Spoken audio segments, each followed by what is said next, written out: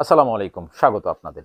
আজকে ঢাকায় BNP chairman জনাব তারেক রহমান আ সাংবাদিকদের সঙ্গে মতবিনিময় সভা করলেন। তো তার এই মতবিনিময় সভা দেখে মূলত আমার গণভবনের কথা মনে পড়ে গেল। বিশেষ করে গণভবনে যখন আ সাবেক প্রধানমন্ত্রী, পলাতক প্রধানমন্ত্রী শেখ হাসিনা সংবাদ সম্মেলন করতেন কিংবা সাংবাদিকদের সঙ্গে মিলিত হতেন, তখন কিন্তু আ তৈলবাজিতে কিন্তু আ পুরো পরিবেশ কিন্তু একদম তৈলাক্ত হয়ে পড়ত। তো শেখ হাসিনাও তেলবাজি পছন্দ করতেন এবং সে সময়ে যেই সাংবাদিকরা কিন্তু তারাও তেলবাজিতে কিন্তু একদম সিদ্ধহস্ত ছিল। বিশেষ করে শেখ হাসিনার সংবাদ সম্মেলনে কিন্তু সবচাইতে আশ্চর্যজনকভাবে একটা জিনিস লক্ষ্য করেছি যে সেখানে সাংবাদিকরা উপস্থিত থাকবেন। কিন্তু সেখানে সম্পাদক মণ্ডলীদেরকেও দেখেছি। এমনকি বিভিন্ন টিভি স্টেশন বা পত্রিকার মালিকগণ তাদেরকেও কিন্তু আমি উপস্থিত হতে দেখেছি। তো এইরকম আ যে একটা প্রাইম মিনিস্টারের প্রধানমন্ত্রীর সংবাদ সম্মেলনে টিভি স্টেশনের মালিক উপস্থিত থাকবেন কিংবা পত্রিকা আর মালিক উপস্থিত থাকবেন। এটি আসলে পৃথিবীর আর অন্য কোনো দেশে হয় কিনা আমার জানা নাই। কিন্তু শেখ হাসিনার আমলে এটি হয়েছিল। তো যাই হোক আজকে ঠিক সেইরকম একটা দৃশ্য তারেক রহমানের এই যে সাংবাদিকদের মত বিনিময় সভা অনুষ্ঠিত হলো সেখানেও আমি হয়তো প্রত্যাশা করেছিলাম যে এরকম কিছু একটা হয়তো ঘটবে। তো ঠিক তাই একজন সাংবাদিক তারেক রহমানকে মাননীয় শব্দ বলে কিন্তু উচ্চারণ সম্বোধন করছিলেন।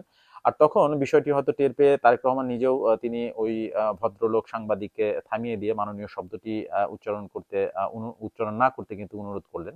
তো এটা একটা ইতিবাচক দিক। আমরা সাংবাদিকদের কাছ থেকে এই তেলবাজি বা তোষামোদী এ ধরনের আচরণ আমরা কেউই প্রত্যাশা করি না।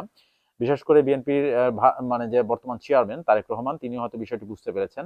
বিগত স্বৈরাচার আওয়ামী লীগ মানে আওয়ামী লীগ সরকার স্বৈরাচারী হয়ে ওঠার পেছনে কিন্তু এই সাংবাদিকরাও কিন্তু অন্যতম আ অ্যা অ্যা গুরুত্বপূর্ণ ভূমিকা পালন করেছে এবং যার দরুন কিন্তু আজকে শেখ হাসিনাকে তার দল-বল সহ কিন্তু পালিয়ে যেতে হয়েছে। এটিই বাস্তবতা। এখন বিএনপি যদি মনে করে যে ওই ধরনের সাংবাদিককে তারাও প্রশ্রয় দেবে তাহলে সেটিও কিন্তু তাদের জন্য ভুল হবে। তবে আমার মনে হয় যে বিএনপি আ সেখান থেকে কিছুটা হলেও শিক্ষা গ্রহণ করেছে। আর তার একটা নমুনা কিন্তু আজকে আমরা দেখতে পেলাম যে তারেক জিয়া অন্ততপক্ষে এই ধরনের তৈলবাজি পছন্দ করেন না। মোট কথা বাংলাদেশে একটা বিষয় আমি আসলে লক্ষ্য করি সেটা হচ্ছে যে এখানে ৩ টা পেশার মানুষকে আমি সবচাইতে বেশি চামচামি করতে দেখেছি বা তোষামোদি করতে দেখেছি।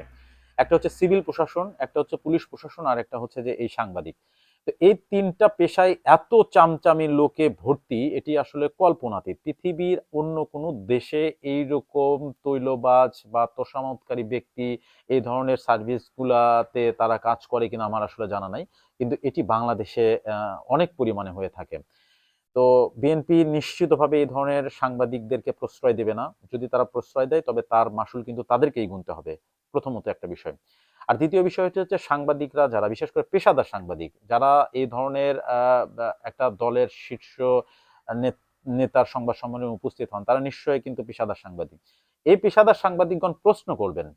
প্রশ্নতে জর্জরিত করে ফেলবেন কিন্তু আমরা দেখি যে উল্টা তাদের প্রশংসায় এমনভাবে মানে করতে থাকেন, সেখানে কি প্রশ্ন করবেন আর কি উত্তর আসবে সেটাই তো আসলে বোঝা যায় না। তবে আজকে তারেক রহমানের এই যে সাংবাদিকদের সঙ্গে মতবিনিময় সভায় আরেকটি গুরুত্বপূর্ণ বিষয় আমি একটা লক্ষ্য করলাম। সেটা হচ্ছে কোন একজন সাংবাদিক তারেক রহমানকে বলছেন যে বিএনপি বিটের যে সাংবাদিকগণ আছেন তাদেরকে নিয়ে আলাদাভাবে একটা মতবিনিময় সভার আয়োজন করা। তো তখন তার কথার প্রেক্ষিতে তারেক রহমান কিন্তু যেটি মন্তব্য করলেন, তারেক রহমান যেটি বললেন যে, "ঠিক আছে এরকম একটা ভবিষ্যতে করা হবে।" আর তার এই কথা বলার পরই কিন্তু সেখানে সমস্বরে সবাই করতালি দিয়ে সেই কথাটি মানে বিষয়টাকে কিন্তু স্বাগত জানালেন। তো এটিও আমার কাছে খুবই ইউনিক লেগেছে। আসলে বাংলাদেশের সাংবাদিকদের সম্পর্কে বলার মতো আসলে আমার আর কিছুই নাই। একজন একটা মানে সংবাদ সম্মেলন সাংবাদিকদের নিয়ে যে একটা আয়োজন করা হবে, বিশেষ করে মতবিনিময় সভা আয়োজন করা হবে এবং তার প্রেক্ষিতে যে সাংবাদিকরা সমস্বরে হাততালি দিয়ে সেটাকে স্বাগত জানাবেন, এটি পৃথিবীর ইতিহাসে বিরল ভাই। কিংবা সাংবাদিকতা পেশার ক্ষেত্রেও কিন্তু এটি বিরল। হয়তো আমরা বাংলাদেশে আছি, বাংলাদেশে হয়তোবা সেটি সম্ভব। কিন্তু এ ধরনের কাজগুলো নিঃসন্দেহে কিন্তু সাংবাদিকদের সম্পর্কে আ একটা প্রশ্ন তোলে এবং সাংবাদিকদের পেশাগত দিকটা নিয়েও কিন্তু এখানে মনে হয় কিছু কম মানে বলার সুযোগ তৈরি হয়। তো আশা করি বাংলাদেশের সাংবাদিকগণ বিজ্ঞ, অনেক বিজ্ঞ। তারা এ ধরনের বিশেষ করে তেলবাজি বা তোষামোদি এই ধরনের বিষয়গুলো থেকে তারা দূরে থাকবেন। এটি প্রত্যাশিত। জনগণ এটা কিন্তু প্রত্যাশা করে না। সাংবাদিকরা প্রশ্ন করবেন, উত্তর নেবেন এবং সেইটি জনগণের সামনে তুলে ধরবেন।